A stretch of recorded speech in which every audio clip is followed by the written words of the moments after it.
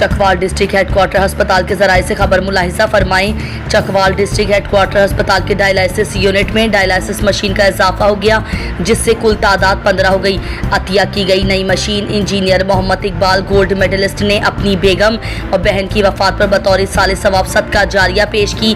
बताया गया है कि डिस्ट्रिक्ट हेडक्वार्टर अस्पताल में रोजाना की बुनियाद पर 40 से 50 मरीज डायलिसिस करवाते हैं। बरोज हफ्ता DHQ के डायलिसिस यूनिट में एक इफ्तिताही तकरीब का इंतजाम किया गया।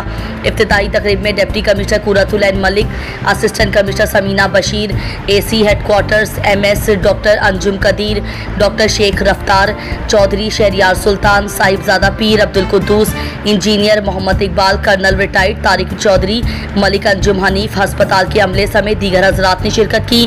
तकरीब में मौजूद अहबाब को बताया कि डायलिसिस की 2 मशीनें उन्होंने अतिया की हैं। एक मशीन DHQ चकवाल और दूसरी Sindh institute of urology and transplant SIUT Karachi में हदिया की है।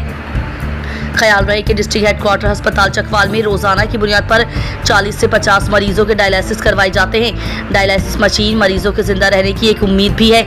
इस बात में कोई शुबा नहीं कि अस्पताल के मौजूदा इंतजामिया ने डायलिसिस यूनिट इस हद तक बेहतर किया है कि अब प्राइवेट डायलिसिस करवाने वाले मरीजों ने भी DHQ अस्पताल का रुख कर लिया है। Medical superintendent doctor Qadeer Anjum की खुसूसी दिलचस्पी से डायलिसिस और कार्डियोलॉजी वार्ड्स में बेहतर खिदमत की हर मुमकिन कोशिश की जाती है।